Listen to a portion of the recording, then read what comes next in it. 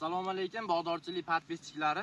2025-yil 17-may sanasida Farg'onada do'stlar shaftoli pishdi do'stlar mana. Sizlarga ko'rib baho berasizlar. Yangi sortimiz, xudo xolasa Flariba degan shaftolimiz.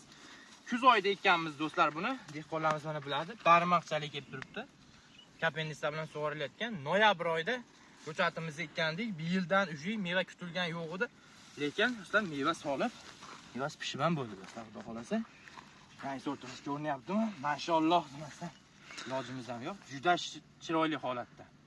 Buni dehqonlarga ekishni tavsiya beramiz, chunki O'zbekistonda hamma viloyatda eng ertaga pishadigan shaftoli Flariba bo'ladi do'stlar. Xo'p, nektarinlar avlodiga kiradi bu ham. Fantaziya Big Bendan 4 kun, 5 kun oldin pishadi. 1 kun oldin pishsa ham narxi boshqacha bo'ladi. O'zlaring yaxshi bilasizlar.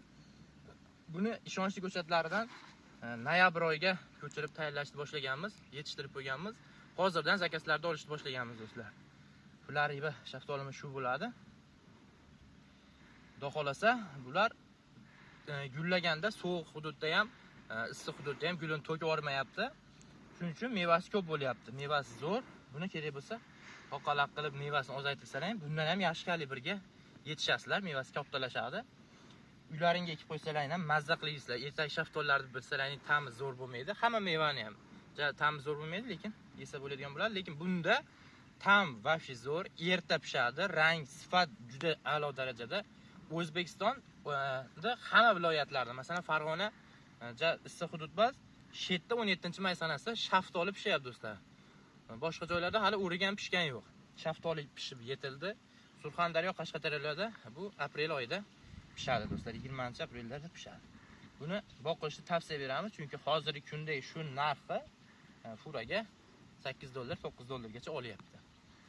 Bizniki hozir bir yilga bulardan umuman meva kutish yo'q edi, o'zi ko'rib turibsizlar. Juda ham kichkina kuz oyida ko'chat ekib, ulardan daromad qilish hech kimning xayoliga kelmaydi.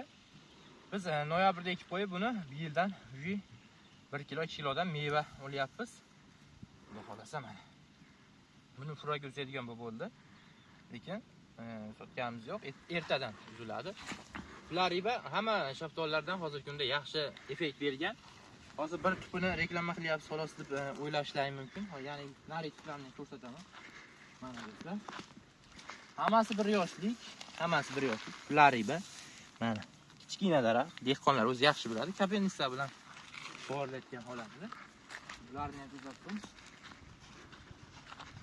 O'zbekistonda eng birinchi pishadigan shaftoli navi. Danagidan ajramaydi. Ta'mi juda shirin, ichi sariq holatda bo'ladi. Xudo xolasa, ertaga upakovka qilib tarovkalarga upakovka qilayotganimizni ham ko'rsatib o'tamiz. Xo'p, bu yuklarimiz hammasi Rossiyada, Moskva bozorida sotilyapti. $8, $9dan bizdan dehqonlardan olinyapti. Moskva bozorida 945 sifir raqamda sotiladi xudo xolasa. Hamma meva-sevalar. Bizni kuzatishda davom etinglar.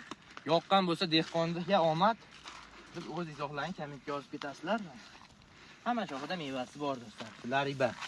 Buni ishonchli ko'chatlarini bog'dorchilik niholardan albatta olishlaring mumkin. Noyabr oyida sotishni boshlaymiz do'stlar.